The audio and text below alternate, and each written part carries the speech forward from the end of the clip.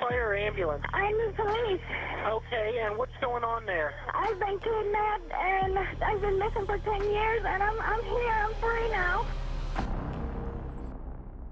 Today we're going to prop across to Cleveland, Ohio, to the wee neighbourhood of Tremont. This quiet little section of Cleveland has a population of around 8,000 and is known for its shopping and art galleries. But back in 2003, whilst residents and visitors scurried around minding their own business, something truly evil was happening nearby. The devil was in their midst and had been for some time.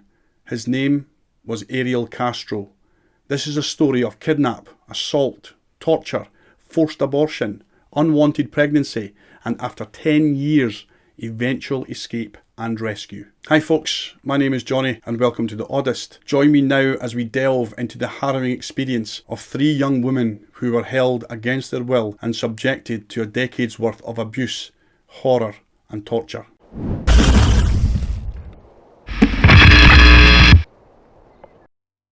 Ariel Castro was born on the 10th of July 1960 in Puerto Rico. He had 3 other siblings, all of whom would move to the US after the marriage of their parents broke down. The family first settled in Pennsylvania, only to later move to Cleveland, Ohio. He would eventually graduate from Lincoln West High School in 1979. By that time, he had 9 siblings. In the 1980s, his family would move houses but still remained within Cleveland. In the new neighbourhood, Castro would meet his new girlfriend Grimilda Figueroa. The couple would later be married and have 4 children together. They would move to Tremont in 1992 to a house located at 2207 Seymour Avenue. This was a 2-storey, 4-bedroom house with an unfinished basement. It wasn't long before Ariel's true self would start to manifest. His inner demon would come to the fore and would be the start of things to come. There, he would continually beat up his wife, using her as his own personal punch bag. She would suffer greatly at the hands of the monster she had married. Grimilda's sister would say that the man subjected her to such physical abuse that she would suffer injuries like broken arms, a broken nose, a fractured skull, such abuse that would ultimately lead to her untimely death. Her skull fracture would lead to an inoperable brain tumour, which although wouldn't prove immediately fatal, it would be the cause of her eventual death on April 25th, 2012. His sadistic and abusive behaviour would eventually be focused on his children. However, prosecution for his crimes would prove fruitless as a grand jury failed to indict him. In 1996, Grimilda would garner the courage to leave the abusive home, along with her children and the assistance of the authorities. Ariel was taken into custody, but remarkably no charges were preferred against him, so he was subsequently released. And of course, he continued to threaten and assault Grimilda. She would eventually be able to file charges against Ariel in 2005, charges for the slew of physical assaults on her and the children, not to mention the abduction of the children in attempts to keep them away from their mother. The court granted her a restraining order against Ariel. However, this would be dismissed only a few months later. It's abundantly clear at this stage that Castro is just not right in the head. The cheese had definitely slid off the cracker. With no one easily accessible to feed his urges, and living alone in the now empty house, it was time to fill it up. That's where he would begin his kidnapping spree.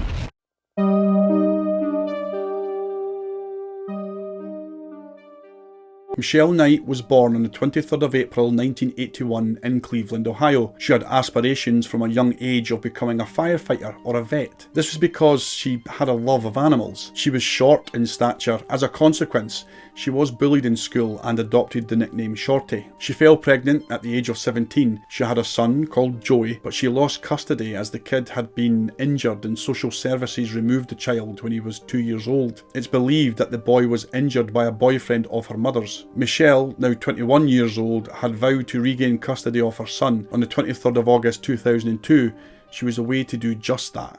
She had set out to attend an appointment with social services, an appointment which she was hopeful would result in her regaining custody of Joey. On her way to the appointment, an unknown vehicle pulled up alongside her. She instantly recognised the male driver, who was also the sole occupant of the vehicle, as the father of her school friend, Ariel Castro. Mr. Castro offered Michelle a ride to her appointment. This of course made sense to her, as at least she would be there in plenty of time, and truth be told, she still wasn't too sure where the building was anyway. Instead of driving directly to the appointment, however, Castro had said to Michelle that they could swing by his house. See, he had a wee puppy that he just couldn't keep. He suggested that Michelle take the puppy in order to present it to her son, thus hopefully carrying favour with the social workers. Thinking this could be a good idea, Michelle agreed. She would never make it to her appointment. They pulled up to 2207 Seymour Avenue. Castro escorted Michelle into the property and told her that the puppies were being kept in a room on the second floor. Once inside, Castro quickly stepped back out and locked the bedroom door from the outside. This was the start of Michelle's 11-year-long captivity. Castro took the photograph of Michelle's son that she had on her. He ripped it up in front of her and told her she wouldn't be leaving the house for a very long time. Her hands and feet were subsequently bound and she was left locked in that room for the next 3 days without any food or water. The next day, Michelle's family lodged a missing persons report with the local police. However, local PD were reluctant to investigate this as Michelle was 21 and therefore an adult. It was believed that she had simply run away over the stress of losing custody of her son. 15 months after her disappearance, the police removed her from the National Crime Database. Sadly, there was no effort from the police to even look for Michelle.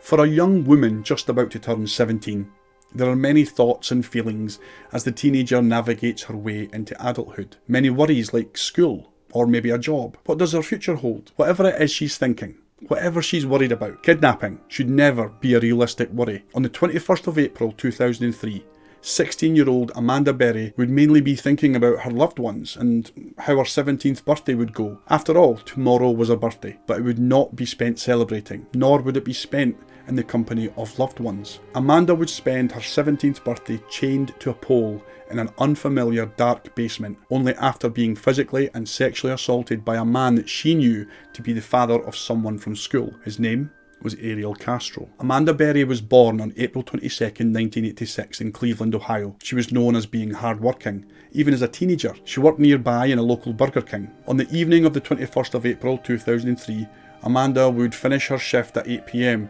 calling her sister in the hopes of getting a ride home. Unfortunately, she would be unable to procure a lift at this time. Walking for a bit, she encountered a vehicle parked up in a driveway. She noticed sitting inside was a man alongside a girl that she would recognise as being Ariel Castro from school. A short time later, the same van, driven by the same man, pulled up alongside Amanda. She noticed this time, however, that his daughter was no longer in the van with him. She recognised him once again as Arlene's father, Ariel. He kindly offered her a lift home, to which she accepted and entered the van. During the conversation, he said that he had to pop by his house and asked if Amanda would like to come in and see Arlene, to which of course Amanda agreed. Once inside the house, Castro had told Amanda that his daughter Arlene was likely taking a bath by now. He led her throughout the house, even stopping at an upstairs bedroom where Amanda would see an unknown woman lying asleep on the bed in front of a TV that was left on. Unbeknownst to Amanda, that was Michelle Knight, Castro's prisoner for the past year. Once he successfully got Amanda into another room, he moved quickly in turning out any lights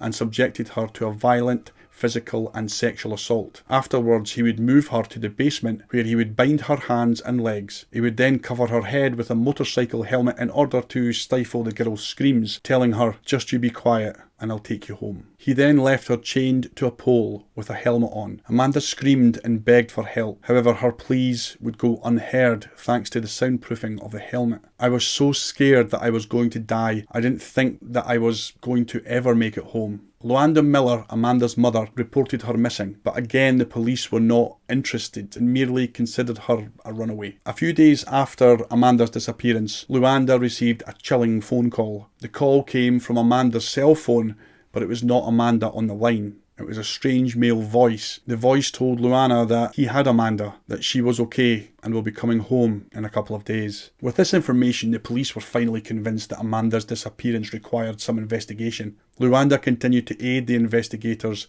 and fight to find her daughter. Unfortunately, she passed away from heart failure in 2006 without ever seeing or talking to her daughter.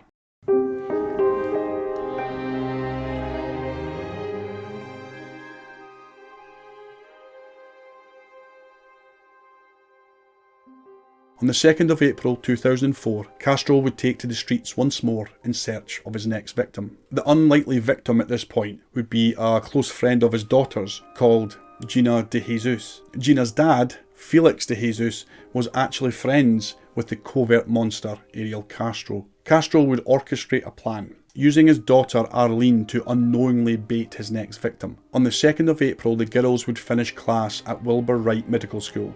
Arlene and Gina had planned a sleepover at Gina's house. However, after asking her mother for permission, Arlene was not allowed to stay over. The two girls just accepted this and went about their business. Gina's mother would regularly furnish Gina with enough money so that she could safely get the bus home. However, Gina would shrewdly retain her bus money for snacks and instead opt to walk home from school. This walk would be quite a distance and would take her through a rough area of town, but being local to the area, this was a route that Gina had taken several times before. Shortly after making her journey home on foot, a maroon coloured vehicle pulled up alongside Gina. She was surprised to see that it was Arlene's father, Ariel Castro, driving. He had asked her if she had seen Arlene, as he was unable to find her. He asked Gina if she would help him find her.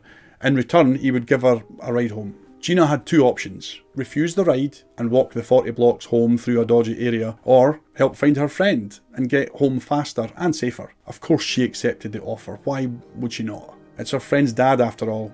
In fact, he was a friend of her dad's also. There was no way she could have foreseen the hell that she was about to endure. A short time later, the pair were back at the Castro home on Seymour Avenue, where he proceeded to sexually assault the girl. She was able to fend him off, and at this point asking him what the hell he thought he was doing. She said, "You could go to jail for this." Taken aback slightly, Castro agreed she could go home. However, unbeknownst to Gina, home for the next 10 years would be the basement. There, she was subsequently chained to a pole. Once again, police were contacted by the De Jesus family, and once again, the police refused to issue an Amber Alert due to lack of witnesses. 1 year later, the FBI got involved and released this composite sketch of a possible suspect. A $25,000 reward was issued for anyone with any information regarding the girls' disappearance. All of the efforts of the families of the missing girls, the police and the FBI would prove fruitless. For all intents and purposes, Ariel Castro had successfully stolen 3 young girls in broad daylight to do with as he pleased for 11 years. 11 years in captivity. 11 years of being without your family, subjected to all sorts of physical and mental, emotional abuse. 11 years held in the House of Horrors is tough enough for anyone to understand. We do, however, have some insight into what these 3 poor girls went through, as they were permitted to keep journals. Being held like some sort of prisoner of war, not knowing one moment to the next if you'll survive the next session of abuse, not knowing if you will ever see the light of day again, to have the freedom that was once took for granted, enduring never-ending sexual abuse, all the while quietly hoping that someday you may be free from this never-ending cycle of hell at the hands of a soulless, evil, shallow, pathetic excuse for a man. Castro kept the 3 young women chained up in his basement, whilst he went to work preparing the rooms upstairs, which would be secured and barricaded to prevent any exposure to the outside world, and to prevent the outside world from knowing what sadistic secrets were behind the walls of 2207 Seymour Avenue. The women were eventually moved upstairs, each to their own rooms, where they were subjected to continual abuse and sexual assault, every single day for the next 11 years. Kids would cycle by the house on their way to and from school. Visiting friends, people and neighbours would pass by the home thousands, if not millions of times over the course of the years, all the while completely oblivious that the devil was only a few feet away. They were afforded a single meal per day. If they had to use the bathroom, this came in the form of a plastic bucket, which was rarely emptied by their captor. They were also allowed to shower twice a week. The psychological abuse would also take the form of mind games.